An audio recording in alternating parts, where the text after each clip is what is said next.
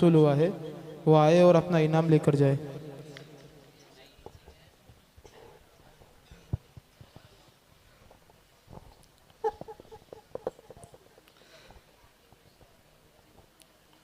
नहमदुहु व नुसल्ली अला रसूलिहिल करीम, अम्मा बअद, अऊज़ु बिल्लाहि मिनश शैतानिर रजीम, बिस्मिल्लाहिर रहमानिर रहीम। या अय्युहल्लज़ीना आमनू कूनू क़व्वामीन बिलक़िस्त शुहदाअ लिल्लाह वलौ अला अन्फुसिकुम अविल वालिदैनि वल अक़रबीन इन यकुन गनिय्यन औ फ़क़ीरा। सदक़ल्लाहुल अज़ीम। सदर मोहतरम, हाज़रीन मजलिस, अल्लाह का बहुत बड़ा एहसान व करम हुआ कि अल्लाह ताला ने आज के इस मुबारक इजलास में मुझे अदल व इंसाफ पर लब कुशाई करने का मौका इनायत फरमाया है। उम्मीद है कि आप हज़रत मेरे तकरीर को बगौर समाअत फरमाएंगे। अभी अभी मैंने आप हज़रत के सामने सूरह निसा की आयतें तिलावत की, जिसका तर्जुमा ये है, ए ईमान वालो, इंसाफ पर कायम रहो और अल्लाह ही के लिए गवाही देने वाले बनकर रहो, अगरचे तुम्हारी जानों पर या तुम्हारे माँ बाप पर या तुम्हारे रिश्तेदारों के खिलाफ जाए, गनी हो या फ़कीर।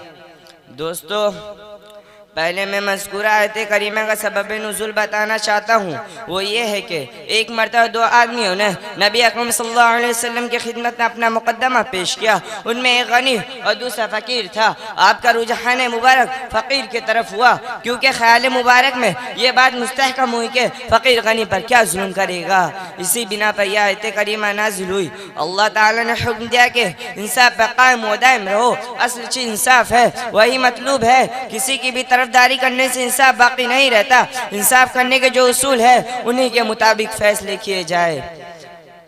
मेरे दीनी भाइयों, आज तो हमारा हाल ये है कि अवाम से दबकर झूठी गवाही दे देते हैं। जाहिल अवाम ही नहीं बल्कि अहले इल्म भी इस अजीम फितने में बह जाते हैं। जैसे कि तारीख शाहिद है कि तक़सीम हिंद के वक्त काफिरों के मज़ालिम से बचकर बहुत सारे मुसलमान दूसरे मुसलमानों के बाइस इलाके में हिजरत करके पहुँच गए। फिर वहाँ मकानात और जायदाद वगैरह बना लिए। जब इलाके के लोगों को इलाक़ाई असबियत का ख्याल आया तो पनाह गुज़ीन मुसलमानों को अपने इलाके से निकालने पर आमादा हो गए।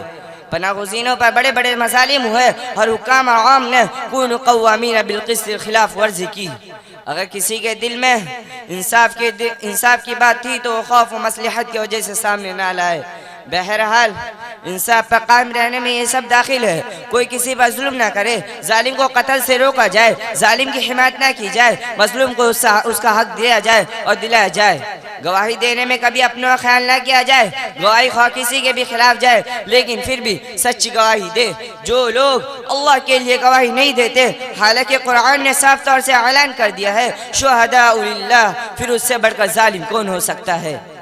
नीज कुछ लोग ऐसे भी हैं जो रोजाना कचहरी में हाजिर होते हैं और जिसके खिलाफ गवाही दिलाए जाए थोड़े से पैसे और रुपये के लालच में झूठी गवाही दे देते हैं। झूठी गवाही देना बहुत से लोगों का तो शार बन गया है। यकीन कीजिए ऐसी गवाही कतई हराम है और जो इसकी उजरत लेते हैं वो भी हराम है।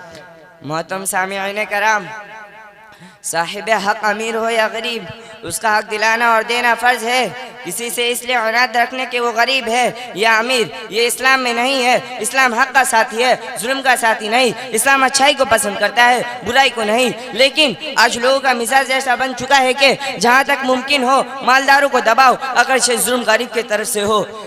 जहाँ कहीं अमीर और गरीब में कोई तनाज़ुर हो गया तो आम देखा जाता है कि आम लोग गरीब ही की तरफ हो जाते हैं। हालांकि शरीयत ने ये सबक नहीं दिया कि तुम अमीर और गरीब की तरफदारी करो, बल्कि ये कहा है कि इंसाफ पर कायम व दायम रहो। असल चीज़ इंसाफ है।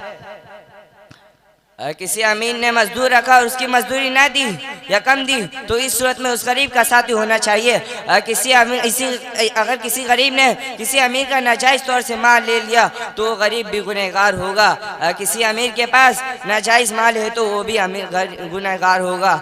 लिहाजा उसके ज़िम्मे भी है उसका माल वापस करे, चूँकि इस्लाम हराम का मुखालिफ है। अदल व इंसाफ हश्र पर मौकूफ़ नहीं, अदल व इंसाफ हश्र पर मौकूफ़ नहीं, ज़िंदगी खुद ही गुनाहों की सज़ा देती है। बारगाही में इलाही में दुआ है कि अल्लाह ताला अदल व इंसाफ पर कायम व दायम रखे और हलाल रिज़्क़ कमाने की तौफीक बख्शे। वमा अलैना इल्लल बलाग।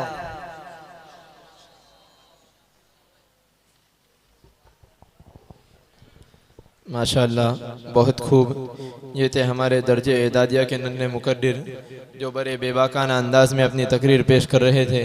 अल्लाह ताला इन्हें मज़ीद तरक्कियात से नवाजे। अब इसके बाद मैं तकरीर पेश करने के लिए दावत